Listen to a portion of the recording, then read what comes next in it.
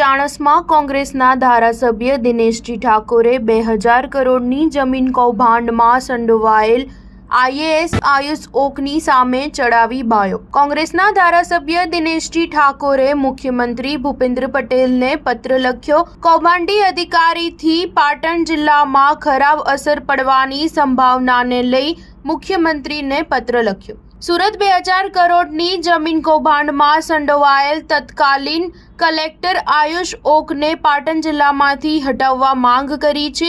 આયુષ ઓકને પાટણમાંથી હટાવવામાં નહીં આવે તો પાટણ જિલ્લાની જનતાના હિતમાં ધારાસભ્ય દિનેશજી ઠાકોર આંદોલન કરશે। મુખ્યમંત્રી ભૂપેન્દ્ર પટેલને પત્ર પાઠવી ઉચ્ચારી ચીમકી, કહ્યું વિવાદિત આઈએએસ આયુષ ઓકને પાટણ જિલ્લામાંથી હટાવવામાં આવે। કૌભાંડમાં ઘેરાયેલ આઈએએસ આયુષ ઓકને સજામાં સુરતથી પાટણ હેડક્વાર્ટર મૂકવામાં આવ્યા છે। સ્ટાર ન્યૂઝ 7 હંમેશા સચ્ચાઈની સાથે।